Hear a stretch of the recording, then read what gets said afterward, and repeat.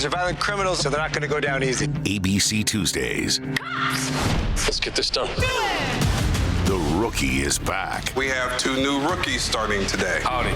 Being a cop is stressful 24/7. Every year on the job is different. And Training Day We have a serial killer at large. never ends.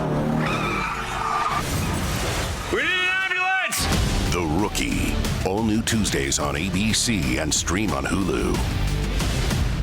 Don't miss out on the last few weeks of football action with Prize Picks, the best place to win cash while watching the playoffs. The app is simple. Pick more or less on at least 2 players for a shot to win up to 1,000 times your cash. Download the Prize Picks Daily Fantasy Sports app today and use code FIELD and get $50 instantly when you play $5. That's code FIELD on Prize Picks to get $50 instantly when you play $5. You don't even need to win to receive the $50 bonus. It's guaranteed. Prize Picks. Run your game. Must be present in certain states. Visit prizepicks.com for restrictions and details. This episode is brought to you by LifeLock. The new year brings new health goals and wealth goals. Protecting your identity is an important step. LifeLock monitors millions of data points per second. If your identity is stolen, LifeLock's restoration specialist will fix it, guaranteed or your money back. Resolve to make identity health and wealth part of your New Year's goals with LifeLock. Save up to 40% your first year. Visit LifeLock.com/podcast. Terms apply.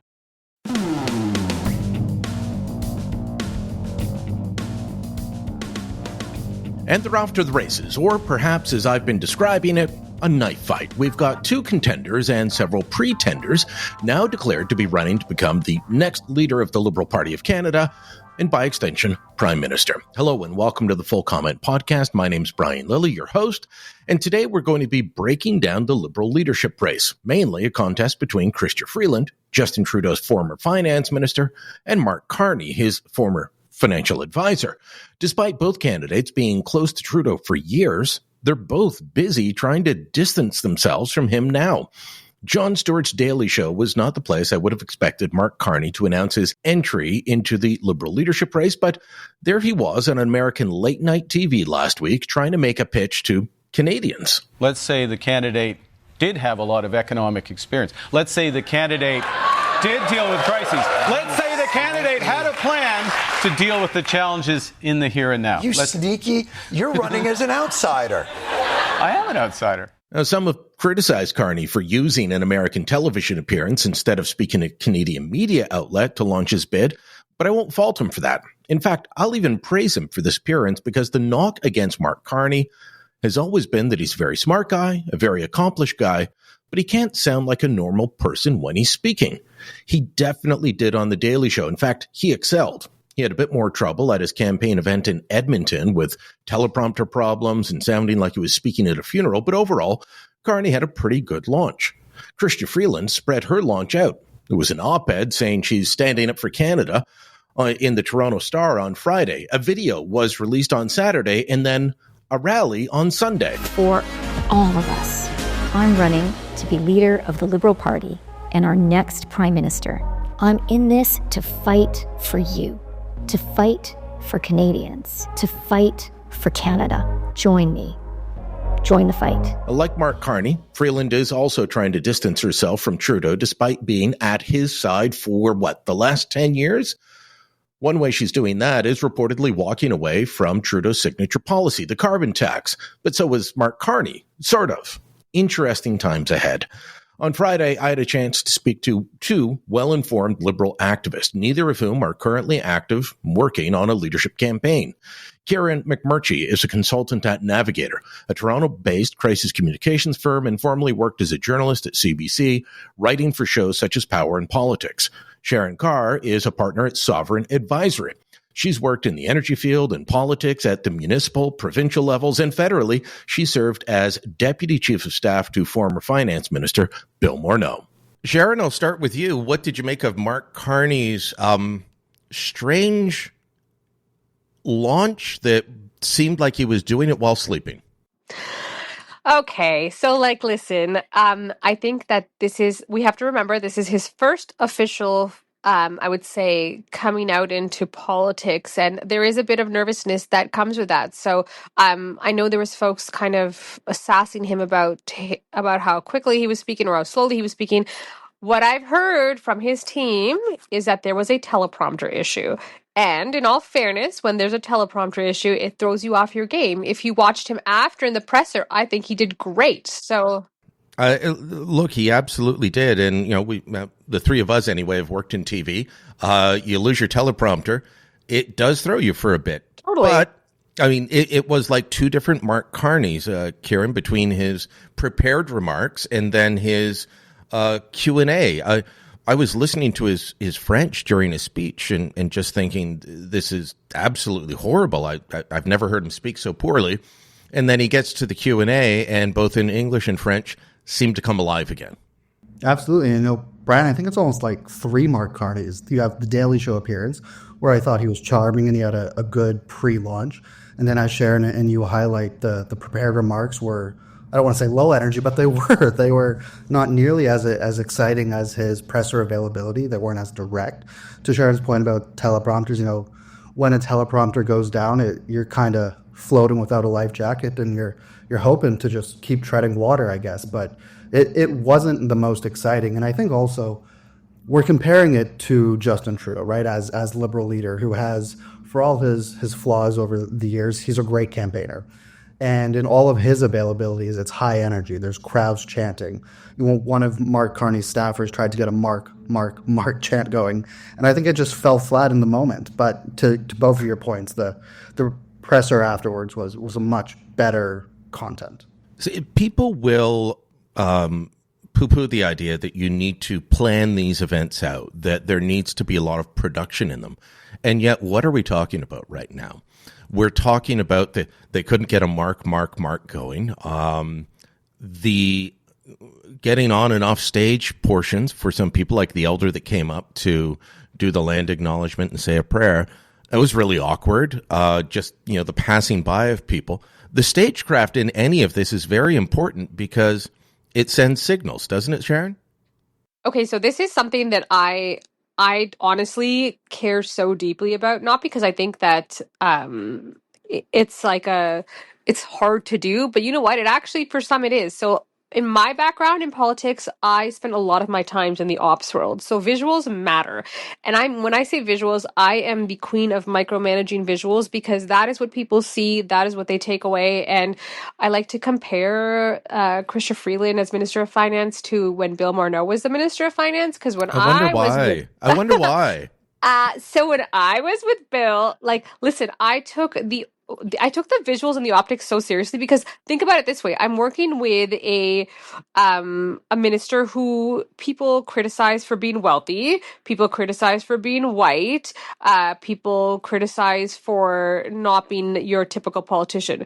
So you're working with something and you want to make them seem approachable. You want to create an environment around them that the visuals are great. So if you look at any of his photo ops that I ever organized, their structure, people behind him are properly lined up. Like even simple things like getting people to take their coats off and like not looking disheveled and like heights and like how people come in and prepping them, like all of that stuff matters so much. And I'm pretty anal about it because I think the visual is like what people are seeing.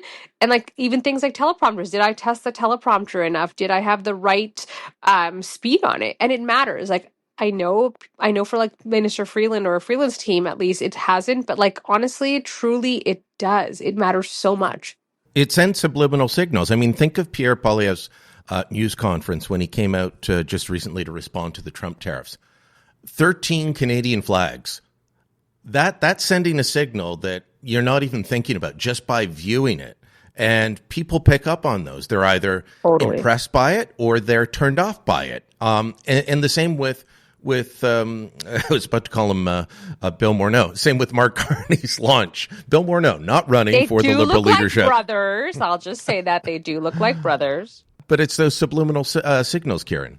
Yeah, aesthetics are everything, right? This is a TV launch, a made-for-TV event. And it fell flat because the TV aesthetics weren't there, to Sharon's point about triple checking everything. If you're not doing that, it's not going to be a good TV production. And that sends signals to voters. It sends signals to people who are looking at these little things, to your point, Brian, about subliminal messaging. It sends a not great signal, to be honest. You haven't seen Joe Oliver's old shoe events then, have you? Where they do it in the back of Payless and it's like sitting on chairs looking really duddy, but yeah. Different time. TV is the medium now. So, or at least online video. But Kieran, I'll say this, like between The Daily Show and this launch, criticisms we may have of it, we are all talking about Mark Carney. So he has been sucking up most of the oxygen in the room. Now, we're recording on Friday. I was told that Chrystia Freeland would launch on Friday. That's been put off to Sunday. But Mark Carney has essentially owned the week. So Justin Trudeau resigns on the 6th. A week later, Mark Carney's on The Daily Show, and we're only talking about him to the point that I'm not sure if you guys heard about it, but the whisper campaign that, Chrystia Freeland's not even going to get in. Mark Carney has so much momentum. That's not true, but that was the chatter. That's how much he dominated this first real week of Liberal leadership campaign. Yeah, he's definitely dominated the news cycle, and 2 weeks seems like a lifetime in politics, where, to your point of Trudeau resigning 2 Mondays ago, and now we're here, and Mark Carney's owning the news cycle, and Freeland is soft launching this morning, official launch to come. You're absolutely right, Brian. He's owned the news cycle. We're all talking about him. He's out of the gates first, and with, I think, a pretty good head start. Let's talk about the policy, though. These two are now opposed to the carbon tax. Do either of you believe them? Because it was just, I don't know, it wasn't that long ago that the Trudeau government said if we don't have a carbon tax, the planet will die, and you'll clearly hate people, Sharan. Okay, so listen, I was around, I was working in government when we introduced, and we call it a price on pollution. Yeah, but nobody else does. That's fair enough. But anyways, when the carbon tax was introduced, the time was different. We were talking pre-pandemic, pre-inflation, pre-high interest rates, and pre-cost of living crisis.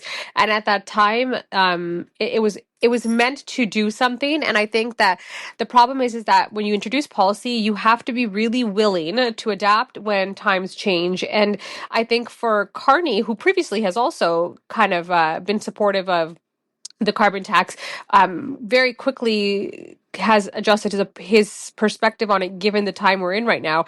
And I think it's easier for him to walk away from it than it is for Freeland, because she was supporting it not too long ago. Like, we're talking before she resigned, like she's still out there supporting it. So for her, it's a little less, I would say, natural for her to be able to move away from it.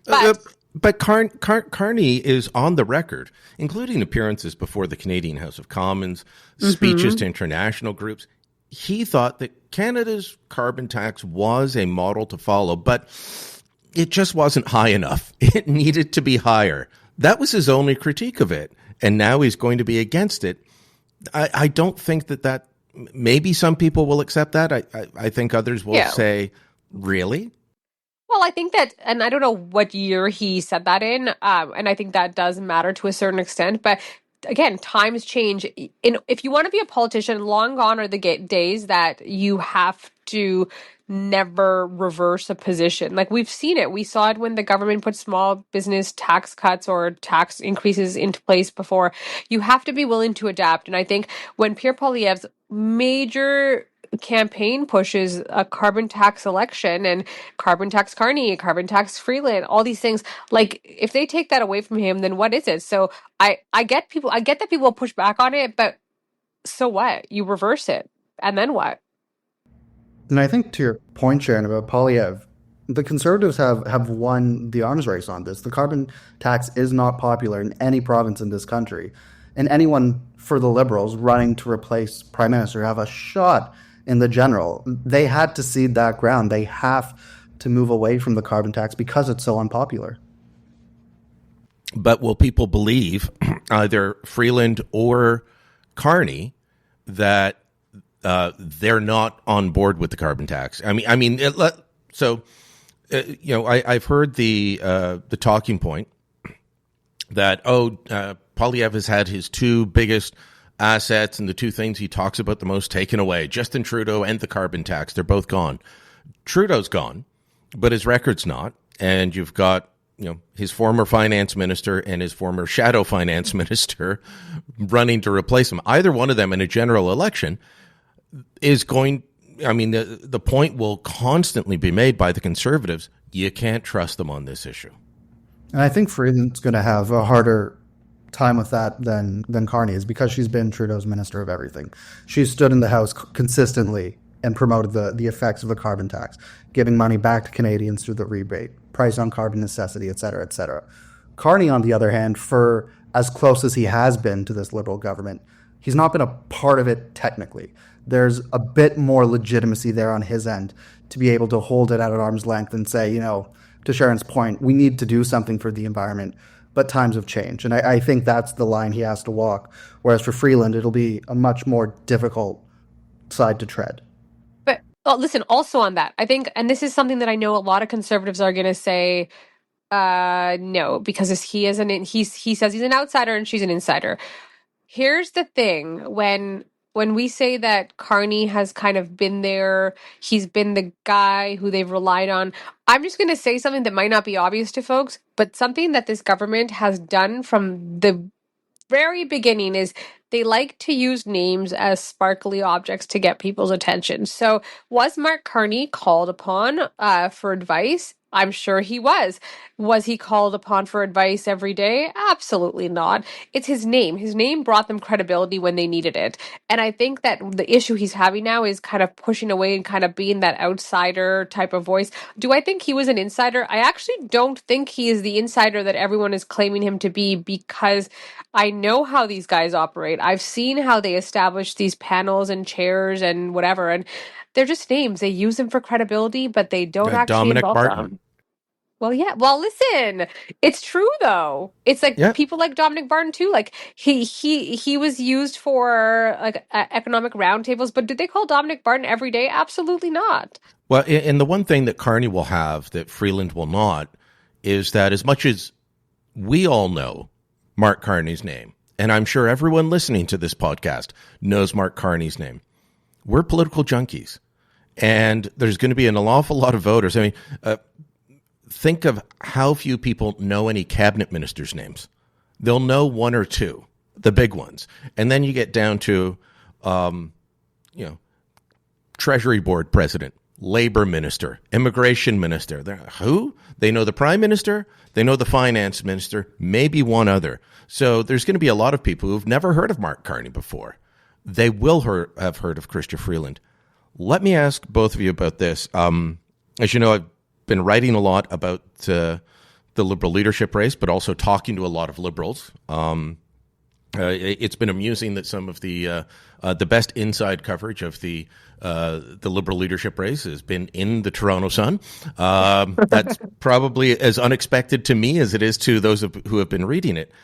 But what I found fascinating is that both sides are trying to make the other sound like the insider and they're the outsider. Nobody's looking to stand next to Trudeau. Like the cheese, he's standing alone. They don't want to be seen as too close to them. And as one MP said to me, though, well, we're all Liberals. Of course we're all tied to Trudeau. We've all been part of this for the last while. We're all part of the same party. Talk to me a bit about your view on that dynamic of nobody wanting to be too close to the current leader. Okay, so I'm just going to jump in here, having lived this very closely, and I'll start by saying, it's not verbatim, but in Carney's remarks yesterday, he did say something that kind of stood out to me, that he pointed out, and I think this was his way to distance himself from the current PM and PMO. He said something along the lines of, everyone knows that the PM and his office have lost sight of like the economy or whatever. And he was being very clearly, it wasn't like shade, but it kind of was, right? And as somebody who has been a Liberal for like the entirety of my life, I started off as a teenager, but for anyone who knows me, and many will call it a flaw, is that I've never shied from being outspoken about where I think we have failed on things. And I think specifically in the feds, like when I left government, and the shackles were taken off and I could have an opinion. I've always called the government out when I've heard them say things, do things that I thought were not aligned with what the mainstream population of like centrist liberals believe. Like I can't even use the word centrist around a lot of people in Ottawa because I get yelled at and say, no, we don't like that word. We like the term progressive.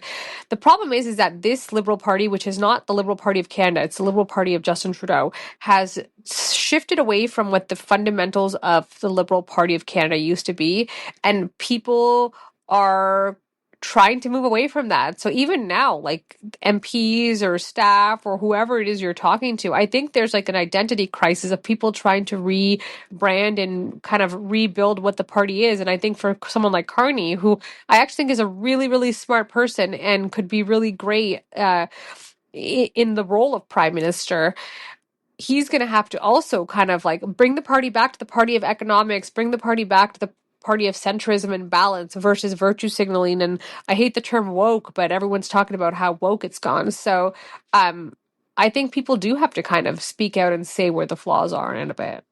Are you surprised by the distancing, Kieran? No, I'm not. I think there's been a recognition that the Liberal Party went too far on that progressive side. Some call it woke progressive, pick your poison, whatever it is. And Canadians aren't there. So the leadership candidates, Freeland, Carney, whoever else throws their hand in the air for this job, they have to move it to a more moderate, centrist, to Sharon's word, place. Progressive. Exactly. Because otherwise, Poilievre and the Conservatives are going to eat their lunch because Canadians, they're just not there. Well, let's just talk about this progressive versus centrist thing for a moment, because I've been hearing so many MPs and Liberal supporters and pundits in the TV appearances saying, well, we have to get back to the center. Well, excuse me, Judy Scrow, you've been part of this Liberal Party. You've been an MP since the 90s. You've been part of this government the whole time. Why weren't you speaking up before? Jean Chrétien saying radical center, but that's always where Chrétien's been. You can't fault him. But Trudeau really did believe in moving the party in the progressive direction. And if you listen to how he would speak about that, especially if he was referencing the NDP, he talked about them as if they were part of the same party, we progressives. And I always found that odd, because I remember when Liberals would fight with New Democrats and saw them as being too far to the left. Trudeau truly didn't see it that way, did he? It was a vote. It was for votes. It was purely to pull from votes. I think that they saw very clearly that I would say the right, the Conservatives has, like, listen, most people would say I'm a blue liberal or a red Tory. But for me, to be honest, the current federal Conservative Party has a whole wackadoo of people on the far right, which kind of freak me out and make me uncomfortable. And I think for Trudeau, he tried to do this whole thing where their strategy was, let's pull from the left. So this whole progressive stuff has been purely a vote catch to get people from the NDP. And what people forget, and I used to harp about this all the time to the powers that be in Ottawa, is that NDPers, for the most part, like I'm talking the mainstream NDPers who are like hardcore bleeding heart activists, are so ideological that it doesn't matter what you do, they will always be a dipper. So they get that 16 to 20% every time, and they're not trading in their Birkenstocks for a pair of comfy Liberal loafers, are they, Kieran? No, they're definitely not. And I think, look around the world, the center is splitting. There is no center in global geopolitics anymore. You have the Liberals abandoned it and allowed Pierre Poilievre to walk in and say, hey, welcome home. Yeah, exactly. And I think, look at the 2015 to 19 mandate and everything that's come since. In the two minority parliaments that Trudeau's had to run, he's had to rely on the bloc, but for a majority on the left with the NDP, to Sharon's point, he needed votes. And so that meant he had to cede to the left, to what they wanted, to the, air quotes, progressive, woke policies that they really pushed for, or else his government was going to fall. Okay, we need to take a quick break here. When we come back, I guess we should talk about some of the other candidates, because apparently there are other folks in the race, or so I've heard. I'm running, guys. I am here to inform you that I am not running for the Liberal Party, but we'll talk about who is when we come back. As much as I've described the Liberal leadership race as a knife fight between Chrystia Freeland and Mark Carney, and let's point out, this could get really nasty between the two of them, and Mark Carney is, God father to one of Chrystia Freeland's kids. That's how well they know each other. So it'll be interesting to see if it does get nasty. There are other people in this race. And one of the campaigns, when I did a big write-up of who's in, who's out the other day, wrote to me to inform me that I should really be including Frank Baylis in this rundown. And please don't turn off the podcast and go searching for who Frank Baylis is, because we'll explain it, even because most people won't know, will they, Kieran? No, I don't think so. I mean, you say Frank Baylis and say, who? Who's running? And I think, that's what we're seeing with this other tranche of candidates, a who's who of Liberal leadership. Well played. But Frank Baylis is apparently in. Chandra Arya, who, Frank Baylis was a Montreal area MP, never made it to cabinet. Most people who are going to have heard his name outside of his riding and his family will have heard about it because of controversy related to contracts during COVID for ventilators. I have no idea why he's running. Chandra Arya, Ottawa area MP, who, again, not known outside of his riding, maybe not even in his riding, or his family. Jamie Battiste out of Nova Scotia saying he's going to run. Karina Gould, we'll talk about her in a moment. Burlington MP, cabinet minister of several portfolios, who I think is a stalking horse. And Ruby Dalla, making calls. Former Liberal MP who left politics in 2011, making calls to gauge support. Are any of them serious beyond Karina Gould possibly being used as a stalking horse for Mark Carney to take votes away from Freeland? Oh my. Okay, so Frank Baylis. Let's start with Frank Baylis. Lovely former MP from a Montreal region who had a very successful ventilator business post-COVID, and now has more money than God. I think is a lovely human, but not the time or day. I think I don't know what the thought process was there, but it's great that he's trying to do something. But Jamie Battiste, you know what? I think it's wonderful that we have an Indigenous candidate who his platform is to be the first Indigenous potential prime minister. Now, Karina Gould. Listen, she is a very... She's smart. She's partisan. She's well-spoken.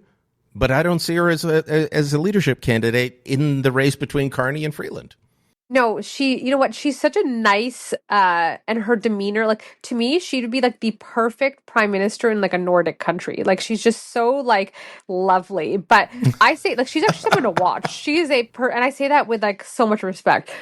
She is someone to watch, and I think she is kind of a bit of a, like, I'm not going to say a kingmaker in this situation, but this is a profile building exercise. Like, we've seen other candidates do this in previous times. But if she jumps in, do either of you buy the idea that she is in there with backing from people who really want Carney to win to draw votes away from Freeland?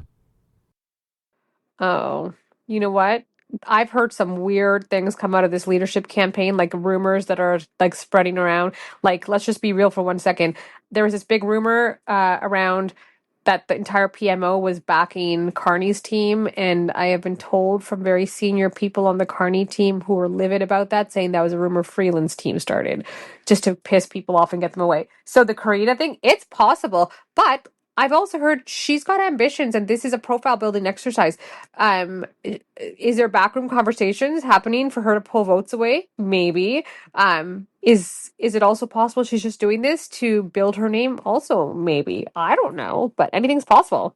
To that point about not knowing, I think it is very likely that it could be a profile building exercise for her. She's held a number of smaller ministerial portfolios, but she's done a good job in them. And I mean, on the day this all started, back when Freeland resigned, when the government had no clue if it could table a fall economic statement, Gould was the one who had to stand up and take the punches and deliver the speech. So it shows he has support of PMO, of the caucus. And I think she could, I don't want to say play kingmaker, but her support for whichever candidate she ends up throwing her weight behind could bring votes that could tip it over the edge. I'll tell you one quick story about Karina Gould. And It's only because you say she's so nice, Sharon. And she does appear very nice. She seems like the kindergarten teacher that looks after your kids and you want to talk to her. And, she has that kind of demeanor. She is also incredibly partisan and ruthless when it comes to playing politics. So before the 2021 election, the federal government was trying to get deals with all the provinces, and Ontario was one of the last to sign. The then chief of staff was my former boss, Jamie Wallace, and I remember talking, and I was keeping in touch with Jamie, and as you do in politics, you talk to the senior people to find out what's going on. And I'd been tracking where are they with the deal on childcare with the feds. And what I kept hearing when Minister Hussein was in office was, "Oh, we're really close. We're really close." Then the election happened, and everything had to be put on hold. And so I the last thing I was told is, "Oh, this will be done very quickly once we get back from the election because we just have to finalize things, but now we can't talk to them." Gould was put into the portfolio, and they wanted to pick fights with Doug Ford. So what does she do? She does what the PMO asks, comes out, says, "They haven't even sent us paperwork. They're not working on a deal. They're causing problems for parents." None of it was true, but it helped them pick the fight they wanted with Doug Ford, who was sitting there saying, "What the hell happened? I thought we had a deal." That's how politics works, folks. So in terms of where the race goes from here, I think most of those candidates that we talked about won't make the $350,000 connection. I think that you've got to have 50,000 in by next week, and then it goes up to the full amount being in by February 17th. Will it get nasty? Do you think that these two people who have known each other and been friends for so long will take punches, or do they just throw shade at Trudeau and the past record and attack Poilievre? Well, either way, it's going to be really awkward for the godchild. Like, come on. It's weird because these are two people who are probably friendly and friendly enough to be the godfather to your child is something. I think it's going to get a little dirty. I have if I used X as a barometer, I've been seeing some shade. For example, Freeland posted that photo at her kitchen table, drinking tea and making phone calls, and I was just joking saying take a better photo op, guys. It just looked kind of whatever, and I had a couple Freeland people send me messages saying, well, at least it's not a Rolls Royce, or at least it's not at the World Economic Forum. I'm like, really, is that the angle we're taking? Because she's also there. Let's not. So I think it will get a little nasty, but politics, life is many days, things can turn around. So I think we'll see more shade come out of the Freeland team than we will from the Carney team, to be honest. And I think, on the point of nastiness, I'm sure it will, but they both have to be careful about it because this isn't a general election. They're not running against another side. They're running against each other on the same team. And so you can't piss supporters off, but you really can't piss organizers off to an extent that they don't want to work for you come a general if you're the leader. Well, I've seen that happen in Liberal leadership campaigns before, but I'm old and I go back to the race to replace Jean Chrétien, and it was nasty before Chrétien said he'd step down, and it was nasty during the leadership race where Paul Martin didn't have to beat up on John Manley, and yet he did, or at least his team did. Look, there's been I wrote up the story about Carney being photographed with Ghislaine Maxwell, Jeffrey Epstein's accomplice and girlfriend. That was being spread around online, and I've had several people, including Liberals, say to me that they think it was the Freeland team. I've spoken to the Conservatives who assure me it was not them.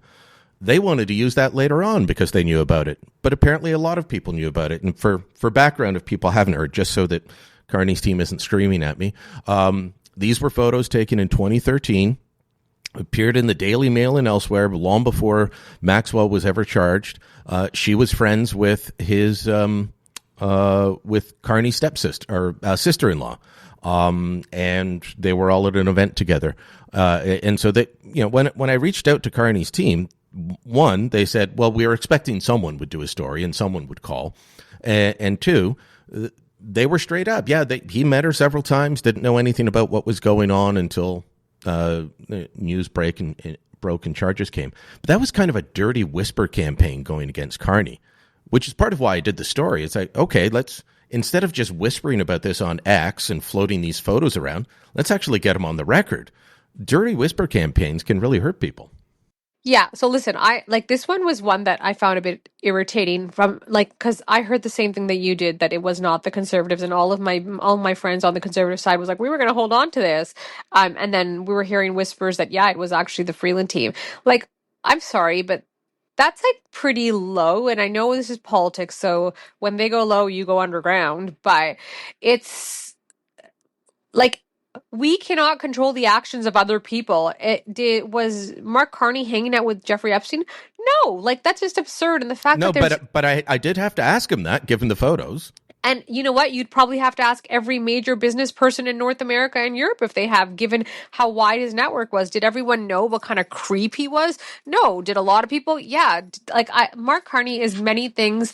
And having been in his orbit and having been around him enough during my time in politics, he is it's a bit it's malicious that people are just trying to push that. But can you imagine what would be said about the media, of which I am still a part, if he gets elected prime minister and then photos come out about Mark Carney? You guys can't be trusted. You guys wouldn't ask him about this. But totally. And I appreciate that. And I think that if you got the picture, you have to ask about it. But you've got the comment back. There are people online who have been spiraling about this picture, making it seem as if he was hanging out with the guy having breakfast on a Thursday. Yes, they were at an event. They were moving around really big networks. Is he associated with the nonsense that happened to them? No. And I think that this is the implication or trying to suggest he was by whoever leaked this photo is pretty grimy. And you know what? It's a dirty game. Yep. Yeah. In terms of policy, how do either of you see? I mean, these are two financially focused people. Even before government, Freeland was in business journalism. She wrote a book that's sitting right next to me here called Plutocrats, that was mostly focused on economic issues. How do they go about putting together a message that resonates with Canadians on issues like affordability when so much of the blame, rightly or wrongly, is going to the current government? How much, so we've talked about the carbon tax issue already. But how much more distance do they need to do? What kind of policies do they need to come up with to attract people? Because there's a very good chance that within a month of one of them winning the leadership, we're going to be in a general election. So, Kieran, what do you do? What would your advice be if you were guiding either one of these campaigns? I think you have to focus on affordability because that's what everyone in the country is focusing on. And so you saw Mark Carney yesterday signal that the Trudeau government took its eye off the ball, so to speak, and that they have to keep an eye on the economy, on economic growth, on ensuring that Canadians across the country aren't facing the same affordability stresses that they are. And so I think that message will have to be driven home time and time again over the next month and a half before March 9th. And then as much as they can in the 3 weeks before the government potentially falls and we're into a general election. I think anything else, with Trump's tariffs coming in on Tuesday and all the hurt that that's going to bring to the Canadian economy, to Canadian workers, I think it's going to be an election about affordability. And whoever is the leadership is the leader for the Liberals is going to have to take that fight to Pierre Poilievre and the Conservatives, who have owned that message for the last almost 3 years since he was elected leader. To add to that, I guess we're going to have to cancel our Disney Plus. But no, you know nice what? Nice little dig. I'm kidding. Listen, it's going to be a lot harder. I think it's going to be easier for someone like Mark Carney to come in. He comes from a serious economic background, and it's I think that it'll be easier for him. It's a bit more challenging for Freeland, having kind of she didn't really table the fez that she was working on, and like you saw, Brian, like what the real deficit numbers were. So it's going to be really hard for her to hammer home the message around affordability, given that the deficit and spending was skyrocketed under her watch. And like, I know it was driven by PMO and not necessarily her, but you have to care about something enough if it's a fiscal anchor and how you're going to do it. So I think she will push on the affordability, but I actually think what Freeland's main push is going to be is on the U.S. and Trump. We've already seen her come out and say that, or at least speculate that she would announce a dollar for dollar tariffs with the U.S. And I think her she's big on foreign policy, and in this case I think she wants to be seen as the fighter against the bully. So while Mark, I think, will take a bit more of a domestic, we want to make life better for Canadians while I fight for you with Donald Trump in a more, I would say, diplomatic way, we're going to see Freeland a way more kind of in his face and focused on tariffs. Just quickly, I think that'll play well for a large segment of the population who isn't a fan of Donald Trump. I think they're going to like seeing someone like Chrystia Freeland take swings and not back down from the rampage of tweets that I'm sure he'll put out if she were to be leader and prime minister. Oh, no, he puts out truths on Truth Social. I had to join Truth Social so that I could follow the guy, and nobody's saying. My morning now consists of waking up at around 6 a.m. and seeing what he posted in the middle of the night. Love it. That's the first thing. It used to be look at the itineraries of the politicians and see what I have to cover. Now it's, okay, what did he post? The going hard on Trump and the tariffs, you're right, could absolutely work in her favor.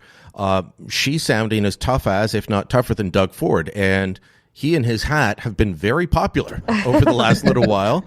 And Ford is actually taking a stronger stand on the dollar for dollar tariff issue than the prime minister has, who's trying to come up the middle and, believe it or not annoy Alberta as much as he probably wants to. Yeah, but you know what? So here's the thing that scares me. I'm having kind of been part of the original team that was kind of handling NAFTA and ISMICA, whatever, CUSMA, whatever we're calling it these days. There's a difference here. If we talk about the current context of what happened at the First Minister's meeting and the approach of what's going to happen, I loved seeing everyone, with the exception of Danielle Smith, kind of come together collectively and take a strong stance towards the U.S.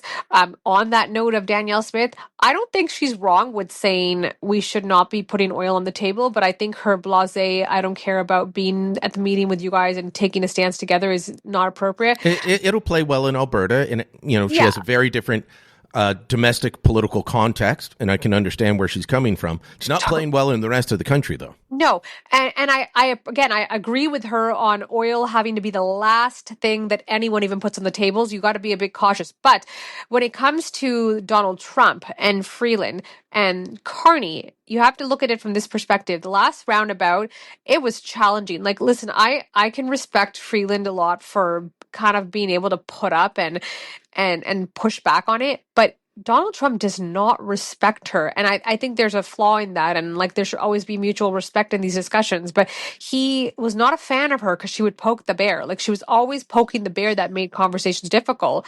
And Doug Ford might be poking the bear, but Doug Ford's doing it in a way that I think, like, he's like your common guy. He's talking person to person, but coming off as like, kind of not Donald Trump-esque, but like he's speaking his language, right? I want him to go negotiate.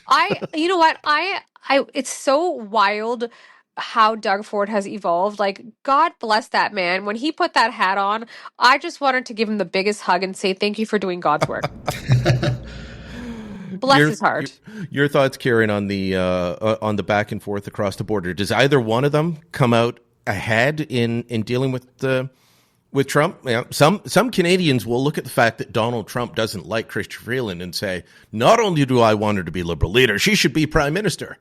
Yeah, and I think, you look last month or whenever it was when Trudeau and LeBlanc went down to Mar-a-Lago to top tariffs. And the finance minister at that time was Chrystia Freeland, and she didn't go because Donald Trump does not like her. And I think as much as many Canadians might like someone who stands up to the bully, I think in terms of diplomacy, it's not going to be good for Canada if we have a prime minister who the president of the United States cannot stand.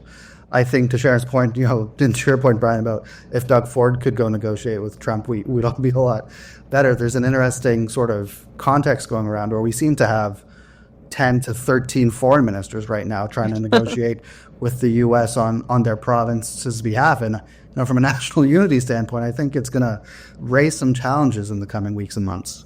Okay. Then let's close off on this, because we've talked a lot about the Liberal leadership race, but let's talk about why we're there. And so I'll put it to two Liberals. I have vented my spleen about this more than once, that I am angry that we're in the position we're in without solid federal leadership at this moment, when we could get hit really hard. And quite frankly, we may not have a fully functioning government until June, if we have an election right after. I mean, I'm sorry, being elected as party leader and then showing up 3 weeks later with the throne speech, that's not exactly a really functioning government. How do you, both of you, feel about this? Are you angry that Trudeau didn't leave earlier? Are you happy he's gone? Do you think he should have stayed on? What are your thoughts? Oh, this is a tough one because I hear a lot of people frustrated and angry, mainly from the conservative pool, saying that the voters need to be able to vote the next prime minister, and I can appreciate that. But the way our system works is that there's nothing wrong with what's happening. It's not ideal, but we are going to go to the polls. I think we have to let it play out, and I think we have to. And this is going to sound like whatever. We have to give it a chance, because parties, if this happened to this has happened to the Conservative Party. We've seen Kim Campbell, we've seen all these things, and we've seen how they play out. John Turner was named prime minister, and he didn't have a seat in the House of Commons. Yes, and it's never ideal, right? It's not ideal at all, and I'm looking forward to seeing where Carney decides that he will run. But I mean, do you wish that Trudeau had, had a better plan in terms of succession? Well, let's just talk about the elephant in the room. I think there was a level of arrogance from his office, thinking that they could tell their finance minister on a Friday before the feds that she's no longer going to be finance minister. What did they think was going to happen? This is the level of arrogance that we have come to. They thought it would be fine. She'd roll over and say, "Cool, let's do it." So no, I think the planning was horrible. I think the foresight was horrible. I think that they did not think this would happen, which is why we're in this ridiculous position that we're in. Should he have resigned before? Sure. It's just a wild scenario that I think it's actually quite sad. So yeah, maybe he should have done it before. We're in this really weird, crazy position now where we have no real federal leadership, but all these people vying for it. We've got an outsider who is trying to run to be the prime minister, and then we'll have to get a seat. We've got Freeland, who is now on this revenge campaign. This is bananas. This is all bananas.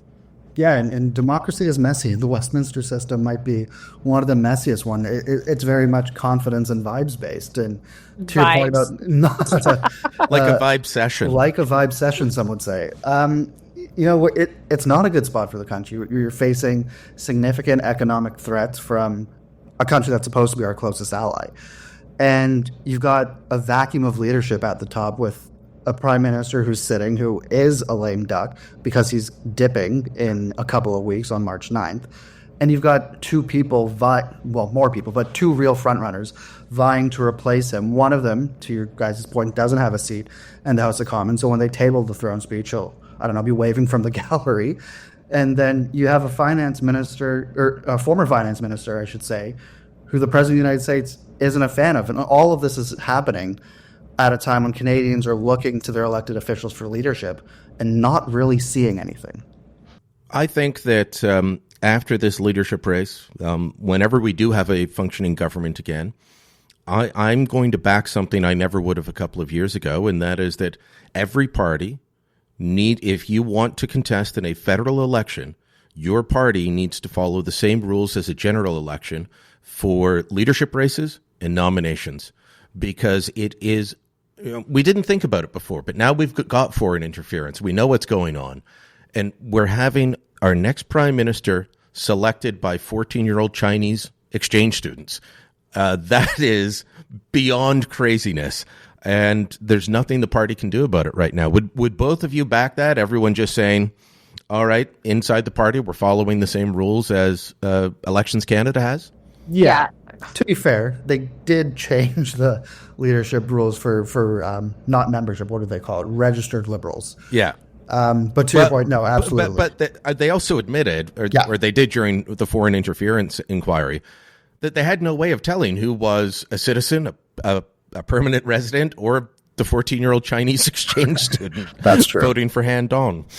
So yeah, I think that's where we've got to go. Sharon?